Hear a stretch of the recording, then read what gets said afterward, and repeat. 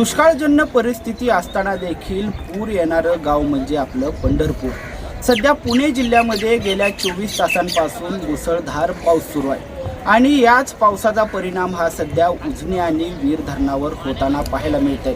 सध्या उजनी धरणातून 80,000 क्युसेक्स तर वीर धरणामधून 55,000 क्युसेक्स इतका पाण्याचा विसर्ग सध्या भीमा नदीमध्ये सोडण्यात आलेला आहे आणि या दोन्ही धरणांचा एकत्रित पाण्याचा विसर्ग हा 1,35,000 इतका असून सध्या पंढरपूरची भीमा नदी ही दुथडी भरून वाहत आहे।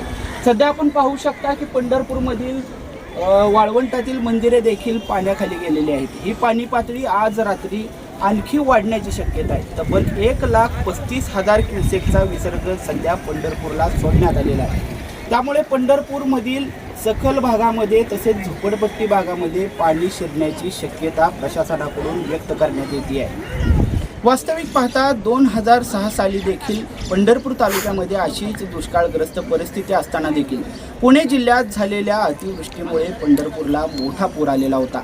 यंदा देखील तशीच परिस्थिती निर्माण होण्याची शक्यता वर्तवली जाते आहे। भीमा नदीकाठच्या गावांमध्ये तसेच सखल भागामध्ये या पुराचं पाणी शिरण्याची दाट शक्यता सध्या व्यक्त करण्यात येते आहे। त्यामुळे भीमा नदीकाठच्या नागरिकांनी तसेच गावकऱ्यांनी दक्षता घेण्याचं आवाहन सध्या उजनी तसेच जलसंपदा विभागाकडून करण्यात येत आहे। कॅमेरामन ऋषिकेश ननवरेसह हुसेन नदाब, पंढरपूर।